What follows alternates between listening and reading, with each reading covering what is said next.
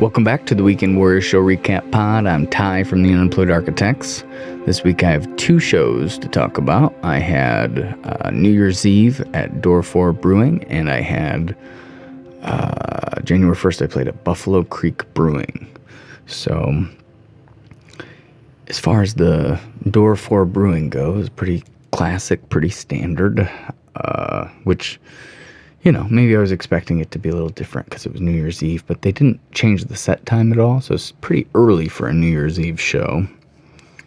And it was busier than it normally is. I get a lot of slow nights there, so at least there was, 20, 25 people throughout the night there.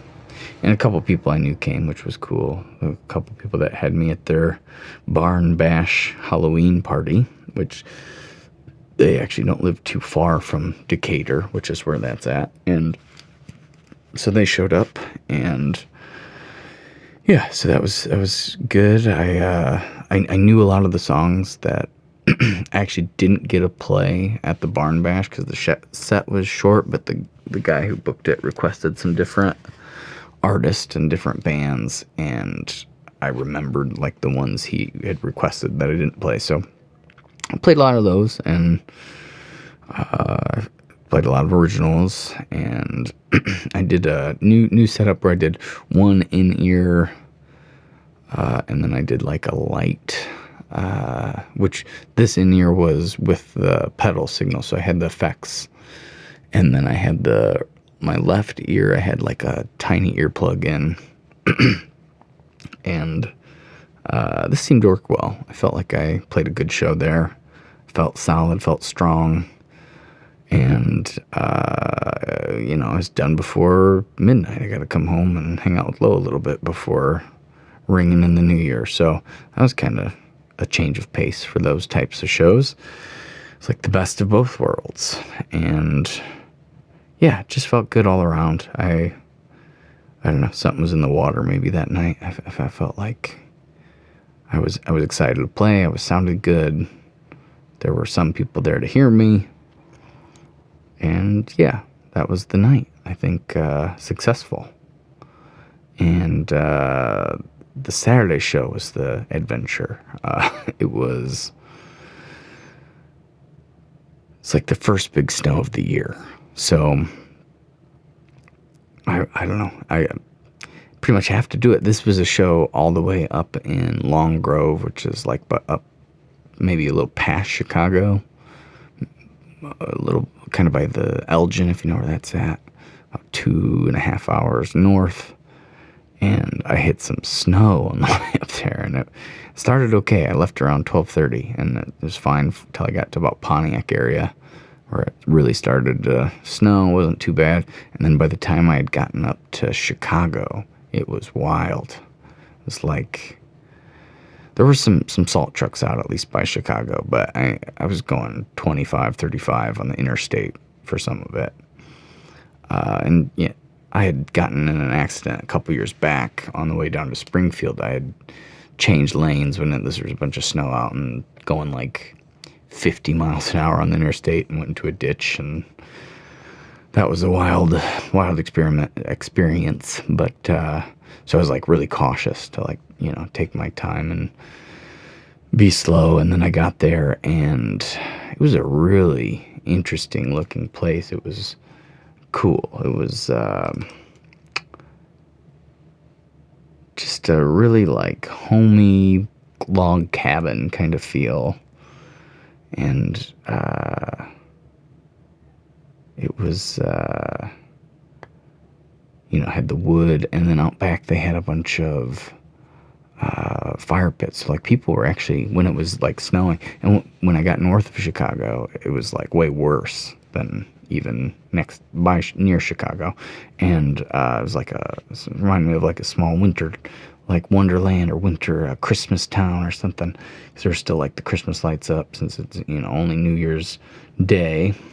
And it was not a fun drive, but the place was pretty cool. It was impressive. You can tell they put a lot of time into some of the detail, and so there were the people outside. They had a food truck. I wasn't really expecting a whole lot, but I think by the time I started playing, the people that were outside kind of came inside. Got just good vibes all around. Good feelings from people. There was a table that kind of set up behind me, which they were like totally into it.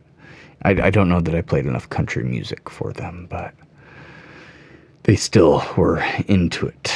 And everybody else there was the staff was very pleasant, very agreeable and delightful, and I felt on again, which, 2 nights in a row of me feeling on was needed, and I felt accepted by I didn't have to win them over as hard as because this was a new place, so sometimes you have to spend that time, like, people kind of look at you with that folded arms and that,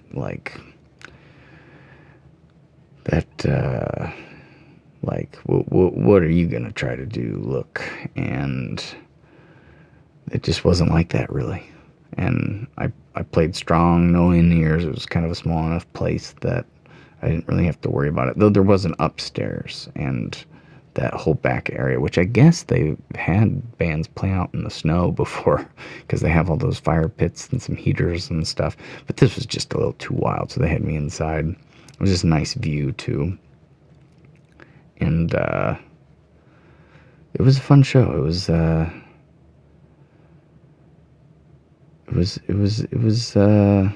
entertaining and lively, and the people there enjoyed it, and their enjoyment made me enjoy it even more, which I probably would have enjoyed it even if they weren't, because it sounded so good.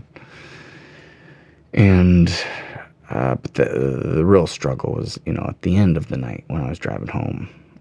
It was like 9 p.m. So it was like 4 to 7. Played probably an extra 45 minutes because people were asking for it, And then the food truck had they were just like fries, like good fries that they would make like nachos with, but replace nachos with French fries.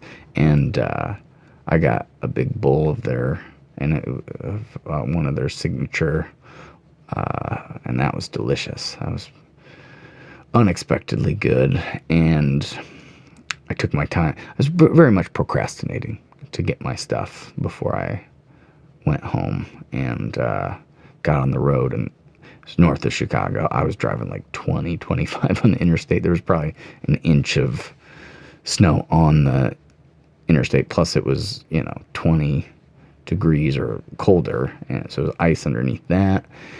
And it just took so long. It was like such a long white knuckle. There was definitely one part of the drive where a semi, which I was driving very conservatively, and the semis don't really take that approach a lot of the time, and passed me, and they splashed a bunch of snow and ice on the windshield. I couldn't even see for it felt like 10 seconds. It was probably like 3 seconds, but when you're going like 45 on the interstate in a snowstorm and you literally can't see, it's like such a panic. I thought I was done for a second. And then I got to about the Dwight area, and my windshield wiper stopped working, which was kind of a necessity. And so I stopped at the Casey's in Dwight and tried to figure it out. Could not. And I ended up and just stayed in Pontiac at my mom's place, because even in that drive, I was, I get a little ballsy, and I'm thinking like, oh, I could probably just make it home. It's not too bad. It's not as bad as I thought it was, driving without windshield wipers. And about 2 minutes from Pontiac, it was more like rain, like sleet rain kind of, and I was like blind, and it was like 2 miles or something, where it wasn't that long of a period, but I was like, yeah, I definitely have to stop. So turns out I needed a new windshield wiper transmission, which $350 for that. So, not ideal, but kind of a necessity. I need to be able to get to places, especially this time of year. I'm going to need the windshield wipers. So it was a long day. The show part was great. It was awesome. I had a really good time. And the drive was such the contrast, such the juxtaposition. But that's what I signed up for, I guess, because that's what I'm doing. So, you just got to do it. And that's what I did. So I think that is about it. Good Friends came out the 1st, so I've been pushing that pretty hard on Spotify, and kind of taking a new approach with this single as far as like how I have more of a plan, a release plan, rather than just kind of releasing, set it and forget it, kind of what I normally do. So yeah, I'm excited to see how that goes, if it's any different. Plus, I think it's one of my best songs. I think like audibly or audio-wise, it's one of my best quality songs. And I think the overall like guitar part and the lyrics are up there as well for being my best tune. So I'm interested to see how that'll do. And I'll be putting out a podcast with Great Value Jesus as well here soon. I don't know whether this one's going to come out first or that one is, because technically I did that one before this one. But so yeah, that's kind of all that's going on with me. As always, I appreciate anybody who takes the time to listen, and I will talk to you next time. Have a good one.